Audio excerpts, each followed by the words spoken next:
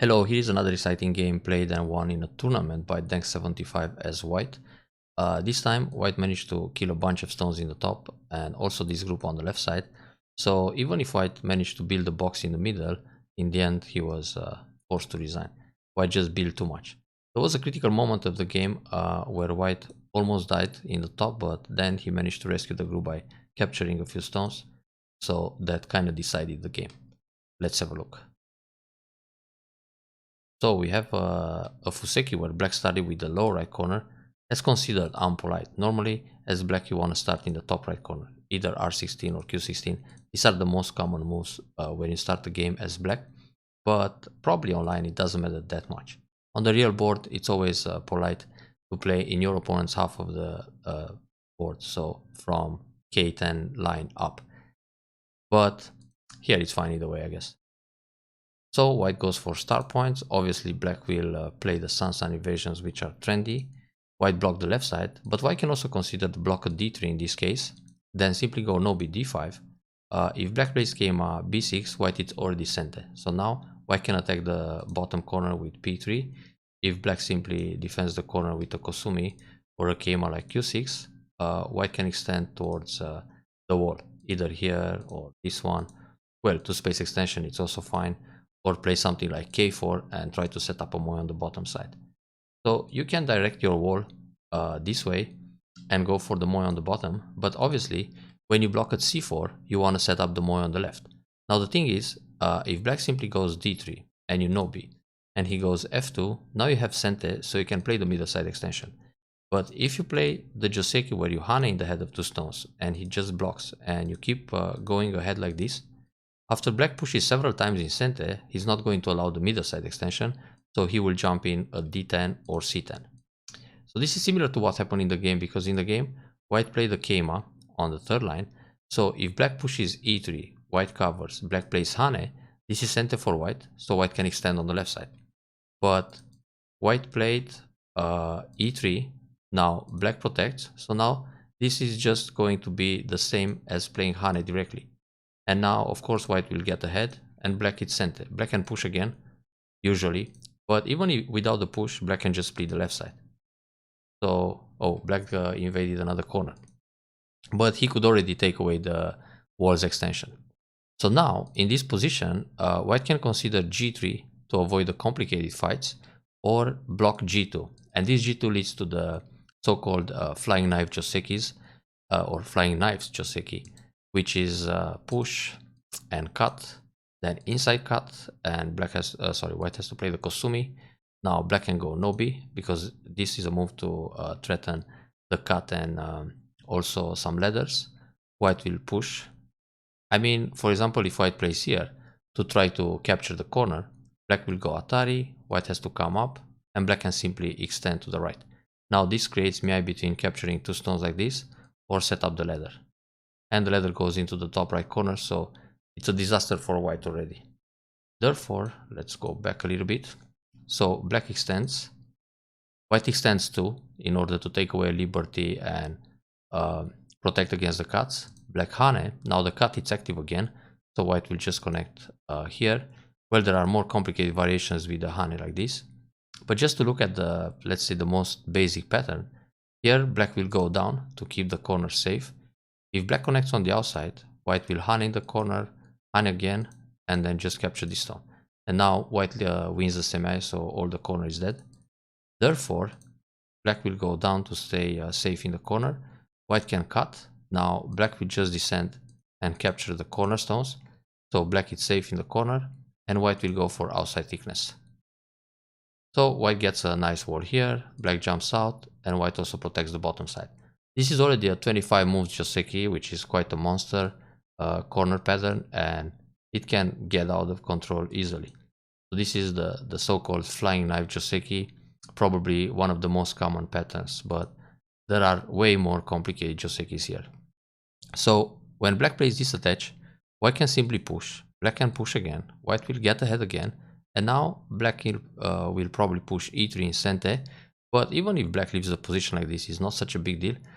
But compared to the other Joseki, white's wall, it's quite strong, and a peep around here doesn't bother white so much.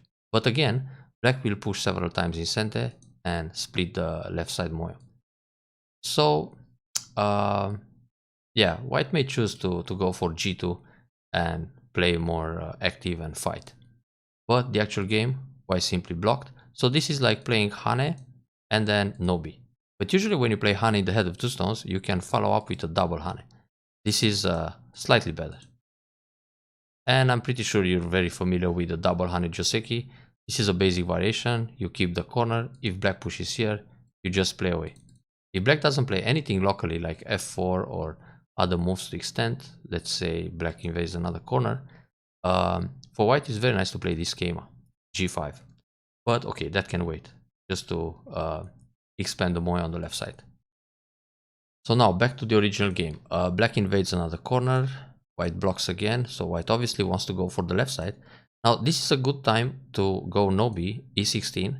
So black will protect the corner f18 or sometimes f17, because f17 it's a ladder related move. So this means that if white pushes here and then cuts in the corner, then cuts on the outside, when you start this ladder, black can come out because it will hit r4.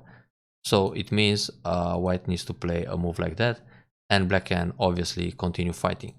Therefore, in a position like this, white can push once, then push in the corner to use those cutting points, then cut on the outside, because when you cut on the outside, you want to give your opponent this stone and then use it as bait to capture the cornerstones.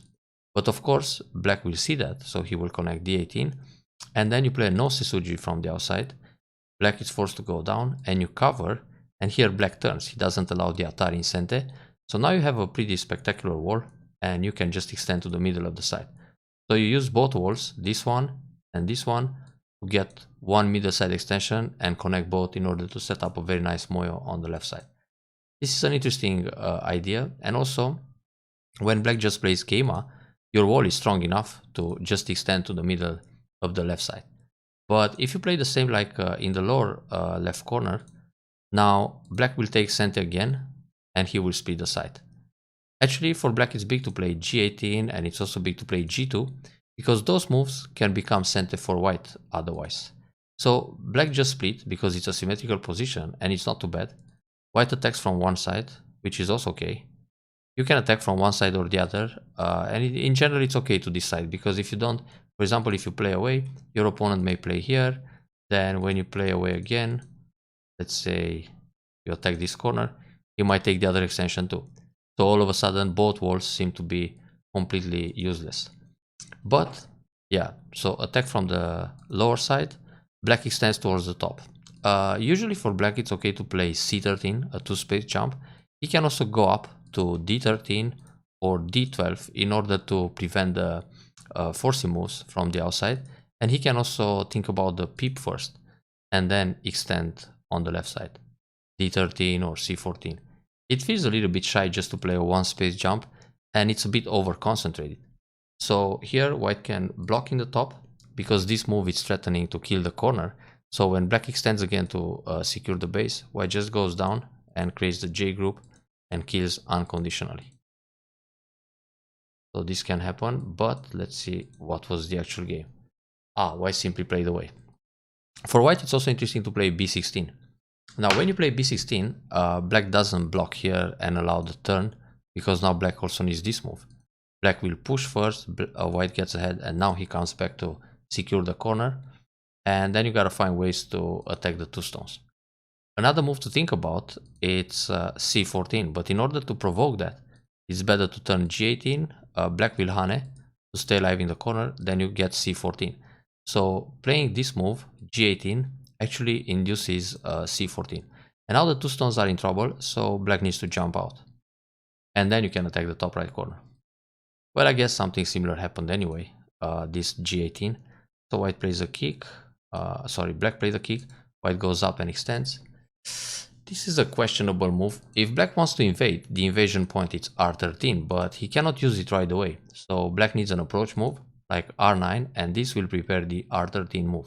Now if white plays away, black can come inside, then descend, and either connect to the top, and if white separates like this, black will just connect on the right.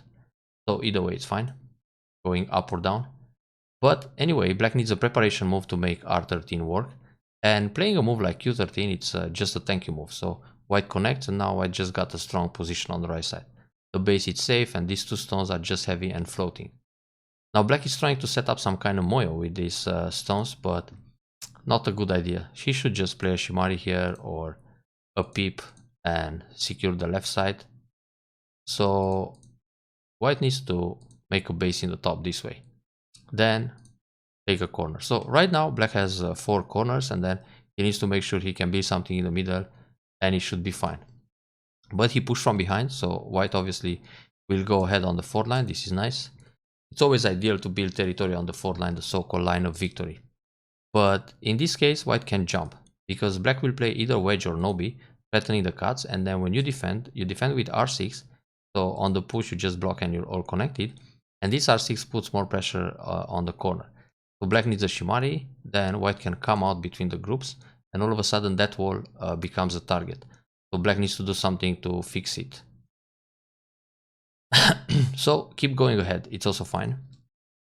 And here there's another move that white can consider, which is r6, because this is already getting the territory on the right side. So this is a move to complete that territory, and now black still needs to make a shimari on the lower side.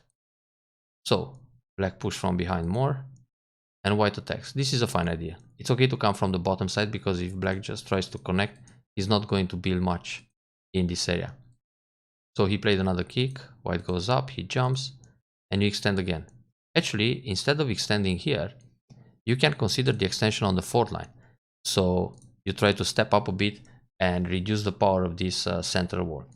On the other hand, before you play L4 or L3, you can just block G2, because this is always centered threatening to kill the corner.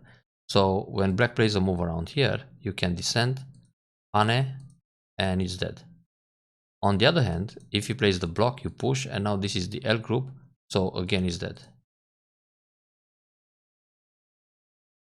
Which means if you block G2, black will play Hane, you block, he connects, but now you don't connect here at C6 to take Gote, you just extend L4.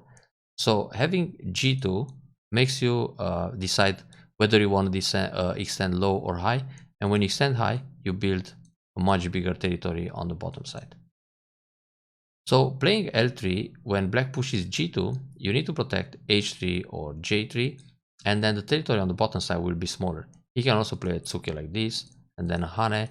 So in the end, you're going to have a low position instead of a spectacular moyo. If something like this happens, black starts to control the fights in the middle. So let's see the actual game. Black tried the same combination like on the right side. But here it makes more sense, because he wants to connect those stones to the middle ones. But still, it feels good for white to grab the territory. But here, white is strong enough, so you don't need to block, because this kind of block, when black leans on your stones, you're going to expand your territory with a few points, but you give more power in the center. So you better don't play any move. I mean, well, getting ahead here is fine, but when black pushes again, you should already see that he has this part of the wall and this one, so he needs stones from the left and from the top in order to complete that box and make a huge territory here. Therefore, it's time to take some measures. For example, you can play a peep here to attack this group on the left side. If he connects, you go Keima. Now he needs to do something about his base. If he plays here, you can surround. So all of a sudden, when you attack this weak group on the left side, you start getting stones in the middle that are already neutralizing his wall in the lower side of the, in the right side of the center. So instead of just going for a few extra points where you have a wall, you don't want to build small points with your wall. You want to go large. So for example, if you peep and then you play Keima, if he's still concerned in building the center, when you attack severe the stones on the left side, you may kill them, and then all of a sudden you make this territory.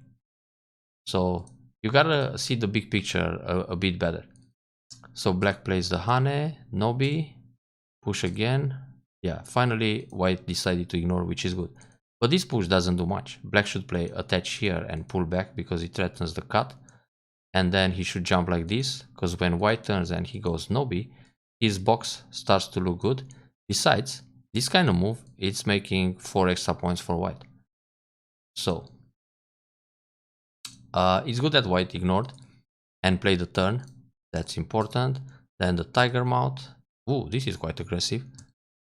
Normally, if black plays a peep here or a cut, it doesn't work because white will just Atari and capture in a net or play this kind of net right away. So black is trying a pretty tricky move to get at the cut at e16, but here white can play the clamp and then pull back. Also, it's good enough to play e15 or just extending the top, because when black goes here, white connects and that's it. But okay, white resists with Hane, which is fighting spirit, because if black cuts, you just capture the stone, so that's good. Black goes out, you connect, now he cuts, and he found a very good combination to capture that stone and separate the groups, because if white goes here, black will cut like this and then capture the stone on the left side. So this could all be prevented by simply playing e15. But anyway, once he captures the stone in the top, he has a problem on the left side. So yeah, it seems he doesn't care about the left side. He wants to give those stones in order to attack severe the top side. So this is going to be a trade. Those stones will die. So now black should take away the extension and try to catch those 4 stones. But he tried to escape on the left side and there is no way to go out. And here, okay, black is removing the liberties, his own liberties. That push is not necessary. He should just go down. Now the semi, it's more interesting. Black has 5 liberties, but I guess white will still win it. Yeah, white wins this by 1 liberty. Quite spectacular. So when black push here, he removes his own liberty.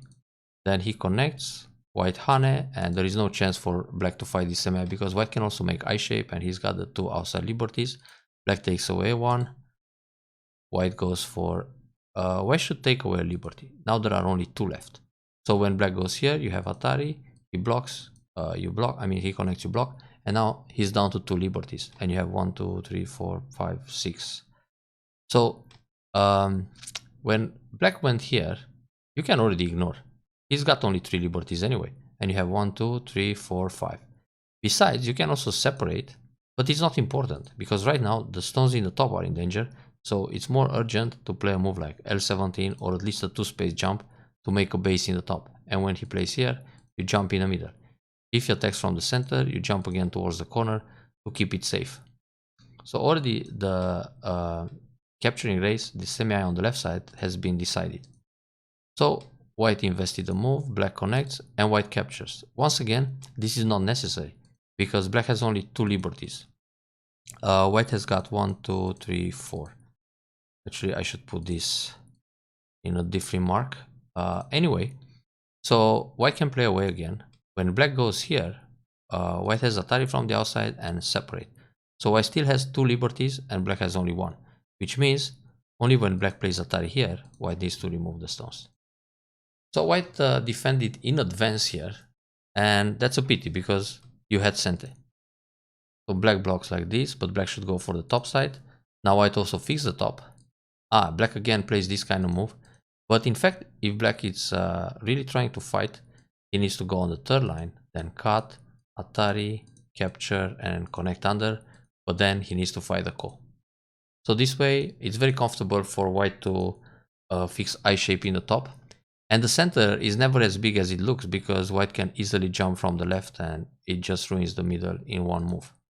But here, I think white should just play something like this to stay safe. Yeah, the peep is threatening the top right, but when black goes here to protect, the white group has a problem. So better play the Keima. If black blocks, go up. If black comes up, jump in the middle. So the group is safe and you also erase black center. So that would be a safer way. Now this Keima it's okay for the right side, but on the right, white was strong anyway. In the top is still a problem. So how about you play Kosumi, and when black separates, you jump out. If black separates, you jump out again and just erase the middle.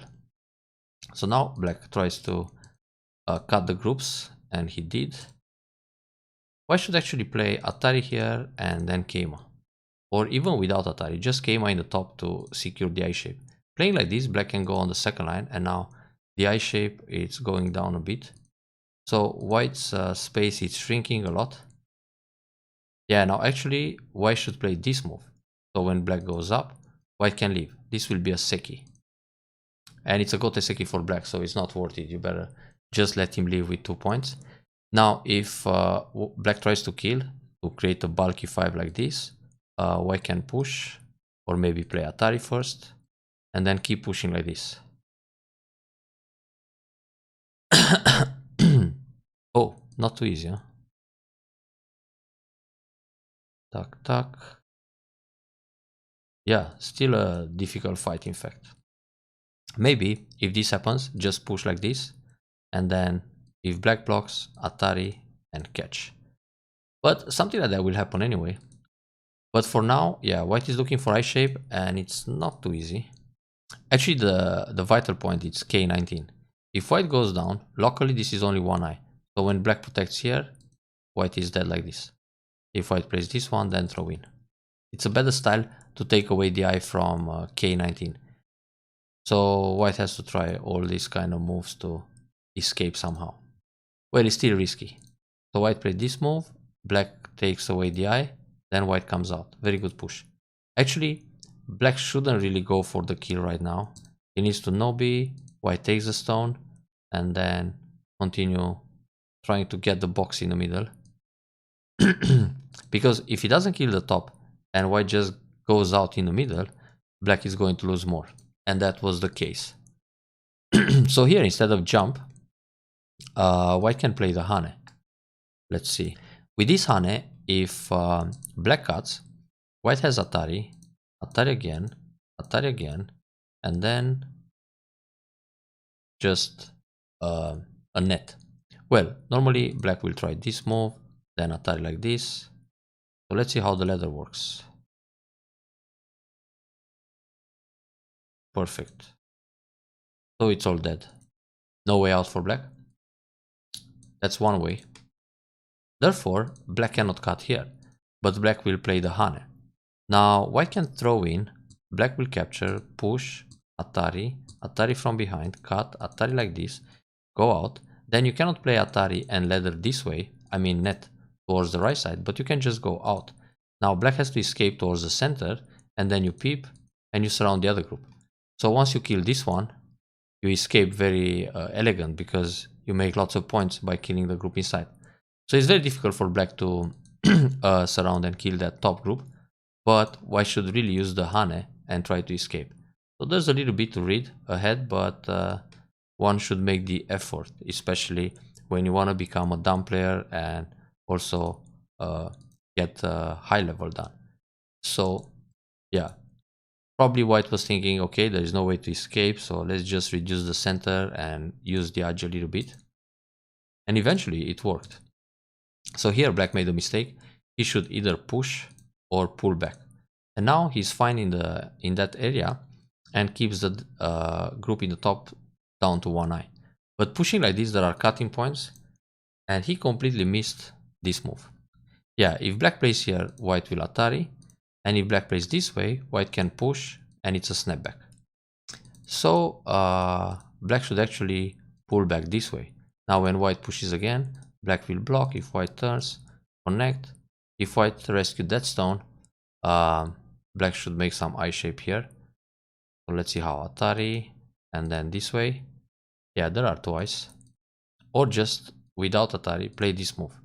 So wait, Atari, and no, that's not enough. Yeah, you better make eyes like that. Or Atari first, sorry. So Atari, and then keep the eyes. So let's see what happened. Snapback, white, black is trying to set up a ladder, but white is alert. I think if white doesn't pay attention, so let's say white goes here, black will go this way, and the ladder just works. That hits the wall in the right, so not good. Well, white took the stones. Now white escapes, and the game is good for white. Here, black should protect the corner, it's big. And actually black doesn't even have to play Atari, because it hurts the corner. Black doesn't have to save that stone. but it's a tough game for black. I mean, he lost the top stones, the left side, no compensation. The middle got smaller. I mean, he can play moves like this, but it's still much smaller than expected. So, black played Atari. It's interesting to see how black died in the top right corner. This is also a strange move. Black should just go down and protect. And on the right side, black can play S8 and then go up. So on this move, locally, white can go S9, but it's bigger for white to capture the top stone because it stresses the group. So this move, even without this move, white is fine. So let's say white plays here. If black goes like this, white will just connect, either this way or this way. So we end up with the same shape in the game. And if black cuts, white can play this move, Atari take, Atari take. If black goes down, you just go down and capture faster because you have 3 liberties against 2. So this move was not necessary, and the way black can play locally, it's S9, but for him it's still bigger to play S16. So you capture the stone. The throw-in is not necessary. He can play R7, threatening a snapback, and then white needs R10. Then black doesn't need to connect at S8. So he played the throw-in, lost the point, played Atari, and then he also needs to come back and protect S8. Locally, this was a damage and he got Gote, but this move is still small. He needs to live in the top. But he connected here, then you go down. And now he's supposed to live in the top, but it's already too late. So when he plays this kind of move, monkey jump can kill. And if he plays this one, you hit the vital point, and then when he plays here, you just go Nobi. So it's only one eye. This move doesn't do anything. So white plays another move to make sure the group is dead. But normally you want to play Q18. The thing is, you can kill this group even if you don't play there. So you better go down here. If he pushes, you block. If he goes down, you play everything center like this. Then maybe Hane to secure the left side. Or go into the middle a little bit like this. You don't need to play another move just to show him that he's dead. But probably this force black resign or makes him decide he has no chance. This move is strange, doesn't threaten anything, and it's also strange for white to connect. Because if you think about this cut, it's nonsense because black has only 1 liberty left. He's completely surrounded. So even if, let's say, white plays away, so after that move, we go down here. When black cuts, nothing happens. Those stones are still in Atari. So you can kill the corner, and only when he plays Atari here and another Atari, you can eventually, you need to capture those stones. So let's say you play here, he goes Atari, and now you take. But it's really not necessary to connect when there is no threat over there. So that was it. And also this push, it's no need. I mean, if we play here and black goes this way, you block, Atari you connect, comes down you block, he plays Atari you connect. So in the end, it's just one eye in the top. So you need to make a habit not to play moves that are not necessary, but in order to do that, you gotta read what happens if you ignore. So try to think about that in the future games, and good luck with the next tournament.